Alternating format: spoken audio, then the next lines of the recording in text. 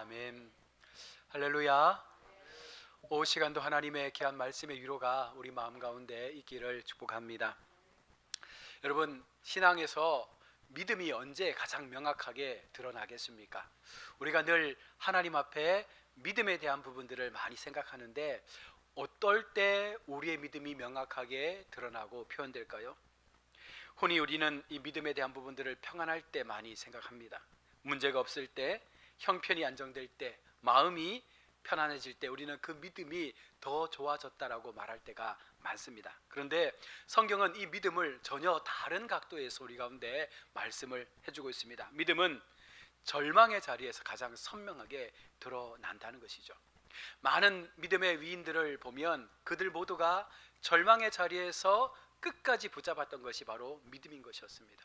그들은 믿음으로 버텼고 믿음이 있었기에 하나님을 바라보았고 믿음 때문에 그들은 죽기로 다짐하며 하나님 앞에 최선을 다해서 그 시간들을 살아낼 수가 있었습니다.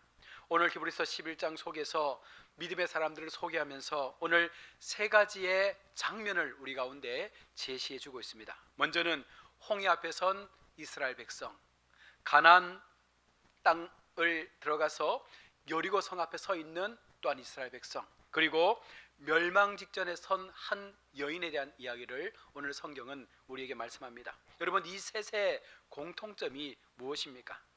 사람의 힘으로 끝났다라고 말할 수밖에 없는 그런 상황 속에 있다는 거예요. 사람의 방법으로는 도저히 답이 없는 상황 속에 이 세 가지 모두가 놓여 있는 것입니다. 그러나 바로 그 자리에서 하나님은 믿음을 통해 그들을 구원하셨다라고 분명하게 성경은 말씀합니다. 먼저 첫 번째 29절에 홍해 앞에서의 믿음을 우리가 한번 살펴보기를 원합니다. 믿음으로 그들은 홍해를 육지같이 건넜으나 애굽 사람들은 이것을 시험하다가 빠져 죽었다라고 말합니다. 여러분, 어찌 보면 홍해는 인간적인 상황에서 볼 때 모든 것이 막혀 있는 길이라 볼 수 있습니다. 앞에는 바다가 있고 뒤로는 바로의 전차 부대가 몰려오고 있고 그리고 모든 다른 사방은 광야에 놓여 있는 그런 모습입니다. 이스라엘 백성에게는 한 가지의 선택지도 없는 그런 절체절명의 상황이었습니다. 싸울 수도 없고 뒤로 도망칠 수도 없는 그런 삶입니다. 그런데 그들이 할 수 있었던 것이 무엇입니까? 불평하고 원망하고 두려워하고 모세를 비난하는 것밖에 없었다는 것입니다. 홍해 앞에 선 그들의 삶은 철저하게 불평과 원망과 좌절과 비난밖에 없었습니다. 우리를 애굽에서 죽이려고 여기까지 끌고 왔느냐? 애굽에 장사 지낼 곳이 없어서 우리를 이곳에서 죽게 하려고 우리를 인도했느냐? 그렇게 너무나 많은 사람들이 부정한 목소리로 하나님을 향하여 그렇게 이야기하고 있습니다. 여러분, 이 모습이 어쩌면 우리의 모습이지 않겠습니까? 우리는 절망 앞에서 어떻게 하나님 앞에 내가 이 절망 가운데 서 있는지를 돌아보지 않습니다. 이 절망 속에서 우리도 어쩌면 이스라엘 백성들처럼 원망이 앞섭니다. 왜 내가 이런 절망에 있어야 합니까? 왜 내가 이와 같은 고통에 놓여야 합니까? 왜 내가 이런 수모를 당해야 합니까? 내가 왜 이렇게 여기에서 죽어야 합니까? 여러분, 그런 두려움, 원망, 불평이 얼마나 우리 속에 이 절망의 자리에서 많이 나옵니까? 그런데 우리는 스스로 이야기하기를 우리는 믿음의 사람이라 이야기한다는 거예요. 기도보다 먼저 우리 인생 가운데 두려움이 나옵니다. 놀라운 것은 그들의 믿음이 완벽해서 여러분 홍해가 갈라진 것이 아니었습니다. 그들이 무언가 대단한 것을 했기 때문에 하나님께서 홍해를 갈라주신 것도 아니었습니다. 여러분, 믿음은 감정이 아니라 순종인 것입니다. 성경은 말합니다. 믿음으로 홍해를 건넜다. 그들이 담대해서 그 바다를 건넌 것이 아니었습니다. 두려움이 없어서가 아니라 하나님의 말씀에 순종해서 그 발을 내디딜 때 그 길이 열려진 거예요. 하나님은 먼저 길을 열어놓고 건너라 말씀하지 않습니다. 항상 하나님은 우리 인생 속에 이 절망의 문제를 해결해 놓고 난 다음에 그 길을 건너라 말씀하지 않는 것입니다. 우리에게 요청하는 것은 무엇입니까? 너희가 나를 믿느냐? 너희의 마음 가운데 나를 향한 믿음이 있느냐? 그러면 그 발을 내디디라는 거예요. 하나님 앞에 그 말을 내디딜 때 하나님은 홍해가 열리고 요단강이 열리고 우리의 막혔던 사방이 열리는 역사를 만들어내시는 거예요. 무엇이 먼저입니까? 내가 하나님 앞에 말씀에 순종해서 하나님을 향한 믿음의 행위를 얼마나 순종함으로 드러내는가에 따라서 반드시 우리의 문제는 열려지게 되는 것입니다.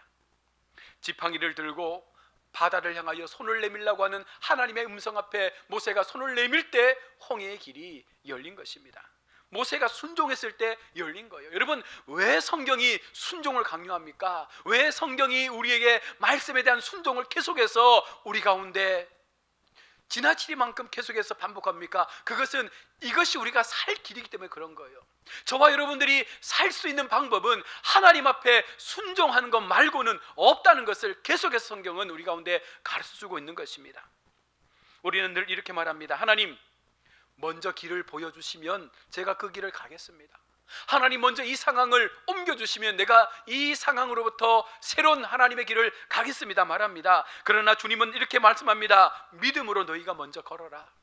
믿음으로 먼저 너희가 그 길을 걸으면 그 길 속에 하나님의 길이 보일 것이다. 여러분, 이 순서를 잊으면 안 되는 것입니다. 내 마음 가운데 하나님에 대한 마음이 있을 때, 여러분, 믿음은 상황이 좋아질 때 생기는 것이 아니라 말씀을 붙잡고 순종할 때 이 믿음의 역사들은 나타나게 된다는 것입니다. 우리 앞에 홍해가 놓여 있습니까? 하나님의 말씀을 들으십시오. 하나님께서 우리 가운데 말씀하시는 그 음성 앞에 길을 열고 우리에게 말씀하시는 저 홍해를 향하여 지팡이를 들라라고 하시는 그 말씀 앞에 순종하면 여러분 길이 열리는 거예요. 세상 사람들이 볼 때 바다를 향해서 지팡이를 든다고 그 바닷길이 열리겠느냐? 여러분, 이것은 인간적인 생각이죠. 누가 생각해도 바다를 열 수 있는 길은 지팡이를 들어서는 가능하지 않는 것입니다. 그러나 하나님 우리 가운데 지팡이를 들라 말씀하는 거예요. 왜 그렇습니까? 너희가 생각하지 못하는 그 인간적인 한계를 내가 어떻게 너희 가운데 보여주시는지를 나타내겠다는 것입니다. 순종하면 그 길은 반드시 열려지게 됩니다. 같은 홍해였지만 여러분, 다른 결과가 오늘 성경에 기록되지 않습니까? 이스라엘 백성도 홍해를 건넜고 애굽 사람들도 홍해로 들어왔습니다. 그러나 그 결과는 완전히 달라졌습니다. 이스라엘 백성에게 홍해는 구원의 길이었고 애굽 사람들에게는 이 홍해는 심판의 길이었다는 것입니다. 애굽 사람들은 하나님의 능력을 보고도 회개하지 않았기 때문에 그들 모두가 그 홍해 바다에 전멸하고 말았습니다. 그 교만함이 결국은 자신들의 생명을 잃게 만드는 결과를 만들어낸 것입니다. 여러분, 믿음 없는 용기는 무모함이 되고 하나님 없는 도전은 파멸이 될 수밖에 없습니다. 우리 성도 여러분, 같은 상황 속에서도 믿음 있는 자는 구원을 얻게 되지만 믿음 없는 자는 반드시 하나님의 심판대 앞에 서게 된다는 사실을 기억해야 합니다. 그래서 우리는 순종하는 믿음을 가지고 하나님 앞에 나가야 하는 것입니다. 두 번째는 여리고 성 앞에서의 믿음을 오늘 30절은 말씀합니다. 믿음으로 7일 동안 여리고를 두루 다니며 성이 무너졌으며, 너무나 많이 들었던 설교의 주제입니다. 이해할 수 없는 하나님의 방법. 전쟁을 하는데, 성을 무너뜨리는데, 공성전을 해야 되는데 하나님은 아무 말 하지 말고 그저 성을 7일 동안 돌라고만 말씀을 하시는 거예요. 높은 성벽, 철저한 방어, 많은 군사들, 어떤 경우의 수를 다 들여봐도 이 전쟁은 이길 수 없는 전쟁이었습니다. 역사가들이 말하기를 여리고 성은 삼겹으로 세워진 너무나 강력한 성이었다고 합니다. 지진에도 무너지지 않을 만큼 강력하게 지었던 그 성이 7일을 그 성을 돈다고 그 성이 무너진다는 것은 결코 인간의 계산으로는 있을 수 없는 것이죠. 그런데 하나님께서 주신 전략, 무기를 만들어 싸우는 것도 아니고 공성전을 펼치는 것도 아니고 그냥 하루에 한 바퀴씩 돌다가 7째 날에 7바퀴를 돌고 그 성을 향하여 함성을 지르라고 하는 이 말씀 말고는 아무것도 주신 말씀이 없었습니다. 여러분, 이 전략이 전쟁의 상식으로 가능하겠습니까? 우리가 적과 함께 싸우는데 아무런 무기 없이 그냥 도는 거예요.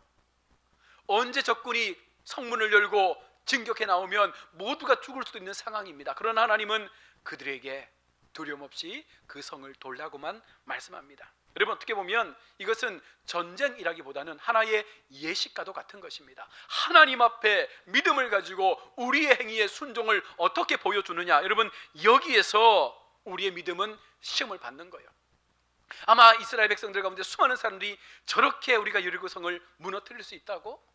하나님께서 지금 우리를 너무 과소평가하신 거 아니야? 너무 이거 안 되는 것들을 너무 우리 가운데 요청하는 것이 아닐까? 여러분, 그런 마음이 들지 않았겠습니까? 이게 정말 하나님의 방법이 맞을까? 이렇게 해서 정말 이 성이 무너질 수 있을까?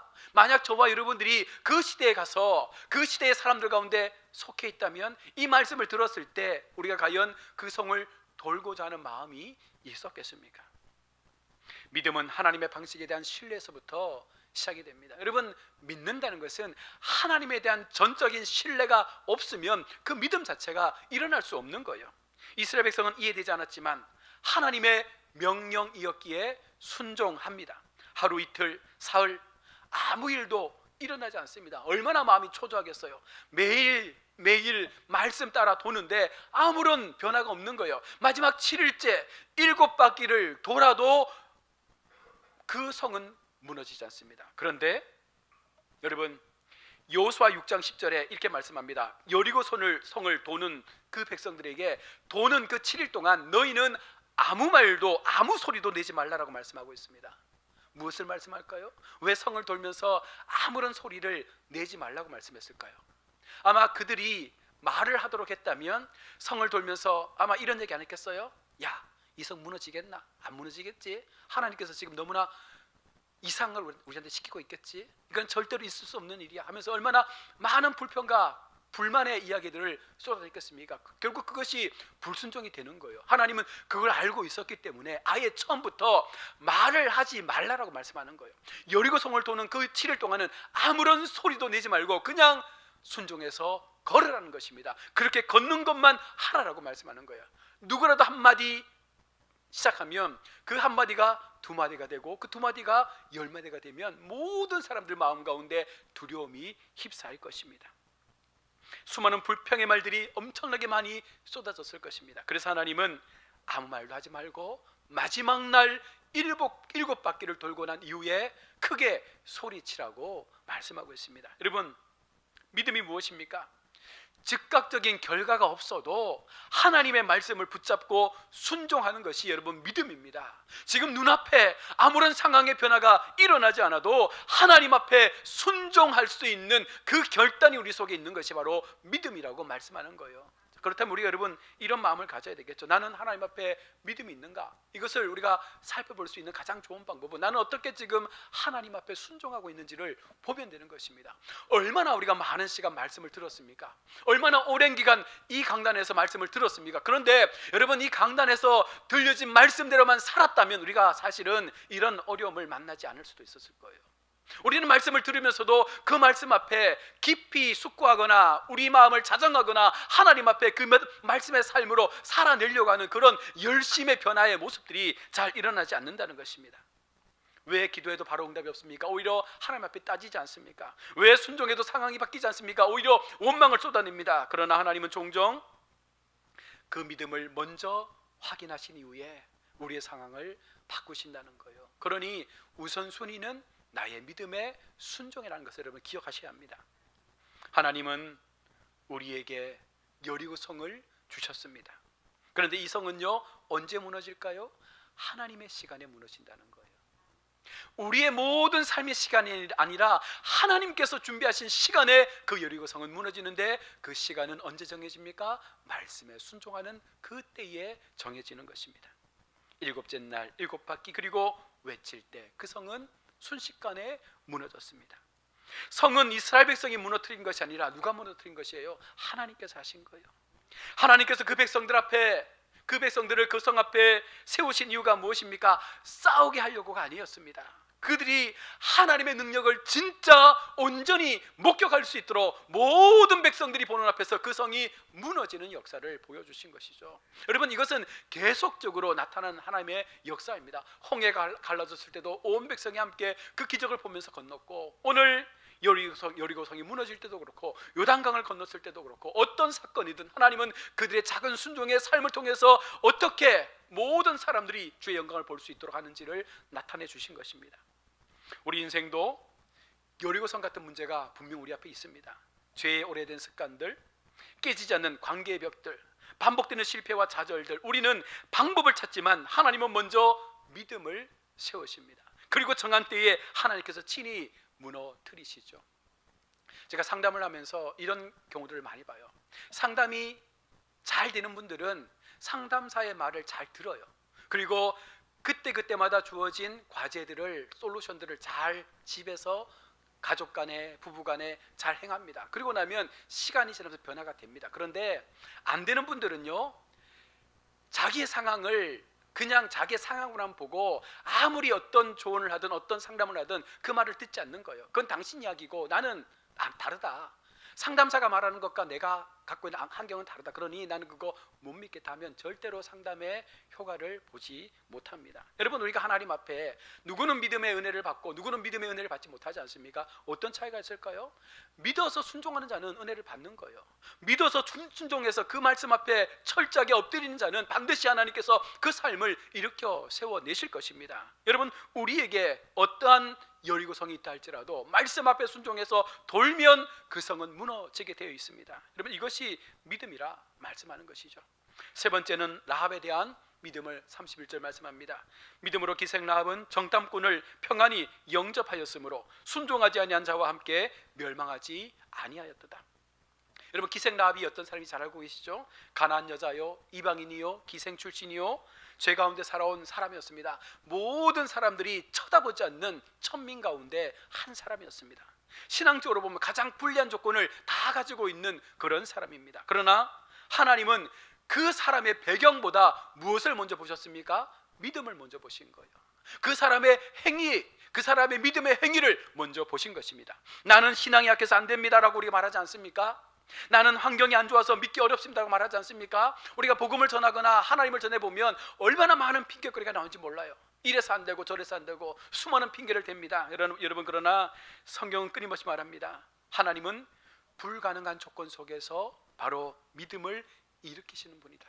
결국은 우리가 이 불가능한 상황, 안 될 것 같은 상황, 이것을 우리가 안 된다라고 보는 것이 아니라 나는 안 됩니다 인정하는 거예요. 그러나 하나님이면 됩니다라고 하는 이 믿음을 우리가 선포하는 것이죠. 우리로는 할 수 없어요. 어떤 것이든 우리로는 이 요단강을 건널 수도 없고 이 여리고성을 무너뜨릴 수도 없습니다. 우리는 안 됩니다. 우리는 너무나 우리 자신을 압니다. 그러나 우리는 안 될지라도 우리와 함께 하시는 하나님께서 우리의 편이 되어주시면 반드시 이것은 되는 것입니다. 여러분, 이 믿음을 가지라는 거예요. 라합의 믿음은 분명한 행동으로 나타났습니다. 정탐꾼을 숨겨주고 자기 민족을 배신하는 행위를 한 거예요. 이 정탐꾼들을 고발해서 넘기면 많은 포상금과 함께 좀 자유롭게 살 수 있는 특권을 받을 수도 있겠지만 그녀는 고백합니다. 자기 나라의 군사, 자기 나라의 어떤 힘을 두려워하는 것이 아니라 하나님에 대한 두려움이죠. 너희 하나님이 참 하나님이시다. 이방의 여인으로서 이스라엘의 하나님의 소문을 들었습니다. 그리고 그 소문을 듣는 순간 그 여인은 참으로 저분이 참 하나님이시다. 여러분, 그 마음에 확신을 갖게 되었을 때 그 믿음의 방향을 바꿔낸 거예요. 고발하고 이 사람들을 넘겨주는 선택이 아니라 오히려 이들을 감춰주고 하나님의 구원을 얻기 위해서 자신이 하나님을 향한 삶으로 그 방향을 바꾼 것입니다. 믿음은 고백에서 시작되지만 반드시 행동으로 이어지게 됩니다. 죽음을 각오한 믿음을 정탐꾼을 숨겨주는 것으로 이 기생 라합은 보여준 것입니다. 한 사람의 믿음을 하나님은 반드시 기억하십니다. 여리고성은 완전히 멸망합니다. 사람, 짐승 모든 것이 진멸되었다라고 성경은 기록합니다. 그런데 성 안에 단 한 사람, 붉은 줄이 달린 그 집의 모든 사람들은 한 사람도 죽지 않았습니다. 여러분, 이 장면이 우리에게 큰 위로를 주게 되죠. 세상이 모두 하나님을 거부하고 믿음을 조롱하고, 여러분, 우리 성도가 아무리 소수일지라도 하나님은 그 한 사람의 믿음에 대하여 결단코 외면하지 않는다는 것입니다. 그 사람을 통해서 그 가족을 살려내고 그 사람을 통해서 그 민족을 살려내는 역사들이 일어나게 된다는 것입니다. 우리 가정 안에서 행여라도 내가 혼자 믿음을 갖고 있습니까? 그러면 그 믿음을 지킨 것 때문에 하나님은 그 가정과 직장과 그 모든 사람들을 살리는 도구로 쓰실 거예요. 비록 외로움의 싸움일지라도 내가 그 믿음의 자리에서 하나님을 기억하고 열심을 다해 달려간다면 하나님은 그런 우리의 시간들을 기억하실 줄로 믿습니다. 결론적으로 절망의 자리가 여러분 믿음의 무대가 된다는 거예요. 우리를 하나님께서 절망의 자리에 툭 던져 놓으시고 우리 가운데 말씀하시는 거예요. 너희의 믿음이 무엇인지를 나한테 보여줘라. 그때 우리가 무엇을 해야 됩니까? 말씀 앞에 엎드리는 거예요. 하나님의 말씀 앞에 순종하는 거예요. 오늘 세 장면에 공통점이 있습니다. 홍해에서는 더 이상 갈 길이 없는 상황, 여리고는 인간의 방법이 통하지 않는 시간, 라합은 세상적으로 완전히 버려진 자리, 이 세 가지 모두가 아무것도 할 수 없는 인간의 연약함을 다 드러내고 있습니다. 그러나 중요한 것은 하나님은 그 상황 속에서 믿음을 가진 자를 통해서 일하시고 있다는 것입니다. 믿음은 편안한 사람들의 장식품이 아니라 절망한 자들을 붙드는 생명의 끊임을 여러분 기억하셔야 됩니다. 왜 믿음이 강한가? 왜 기독교가 강한가? 왜 우리 하나님을 믿는 하나님의 백성들이 강한 믿음으로 세상을 이겨낼 수 있는가? 여러분, 이것은 결국은 우리가 하나님 앞에 너무나 귀한 존재로 부름을 받았기 때문입니다. 그리고 그 믿음에 대한 확신이 말씀에 대한 순종의 한 걸음으로 나타난다면 여러분, 우리는 지금도 우리 삶 가운데 인내하고 수고하고 손해보더라도 우리는 그 한 걸음을 내딛는 선택을 해야 할 줄로 믿습니다. 오늘 여리고 성 가운데 서 있는 분이 있습니까? 홍해 앞에 서 있는 분이 있습니까? 라합처럼 외롭고 힘든 두려움의 싸움을 갖고 있는 성도가 있습니까? 여러분, 하나님 앞에서 우리의 믿음의 시간들을 바르게 세우고 정말 하나님께서 원하시는 그 길을 걸어감으로 여리고 성이 무너지고 하나님의 구원의 표가 우리 가운데 나타날 수 있는 그런 복된 인생의 시간들을 우리가 경험해야 되지 않겠습니까? 오늘도 우리 주님은 우리 가운데 말씀합니다. 두려워하지 말고 가만히 서서 여호와께서 오늘 너희에게 이루시는 구원을 보라라고 말씀합니다. 오늘 우리 하나님께서 저와 여러분을 향하여 조용하고도 강하게 행하시는 놀라운 하나님의 구원의 역사를 우리가 서서 보라는 거예요. 그냥 보라는 거예요. 어떻게 하나님께서 너희 가운데 일하시는지를. 절망의 자리가 하나님의 능력이 드러나는 그런 무대가 되기를 여러분 기대하면서 지금 우리의 상황을 놓고 우리 한 번 더 여러분 기도합시다. 나는 지금 이 상황을 어떻게 이겨가고 있는가? 나는 지금 이 상황을 어떻게 하나님 앞에 그 믿음의 길을 찾으며 나아가고 있는가? 분명한 것은 나를 여전히 주목하신 하나님께서 우리의 작은 그 순종과 섬김에 대하여 그 시간을 만들어가고 있다는 사실입니다. 그 마음으로 우리 또 새로운 한 주간 정말 하나님 앞에 믿음에 합당한 자로 내 믿음을 증명할 수 있는 이 절망의 자리에서 하나님을 높여드릴 수 있는 그와 같은 은혜가 우리 삶 가운데 있기를 주의 이름으로 축원합니다. 아멘. 기도하겠습니다. 하나님, 은혜 감사합니다. 오늘도 오후 시간 우리의 피곤한 육신이지만 하나님 앞에 예배하는 그 즐거움 속에서 주님 앞에 우리가 엎드렸습니다. 우리의 마음을 보시는 하나님, 우리의 믿음을 보시는 하나님, 우리의 모든 상황을 살피시는 하나님, 오직 주님께서 원하시고 오직 주님께서 이끄시는 그 뜻대로 끝까지 하나님을 향하여 나아갈 수 있는 복된 걸음 되게 도와주시고 작은 믿음의 순종이 결국은 놀라운 큰 은혜의 역사들을 우리 가운데 행하여 주실 줄로 믿습니다. 하나님의 일하심을 기대하며 마지막 순간까지 이 믿음의 길에서 멀어지지 않는 우리 모든 성도들 되게 하여 주옵소서. 거룩하신 예수님의 이름으로 기도드립니다. 아멘.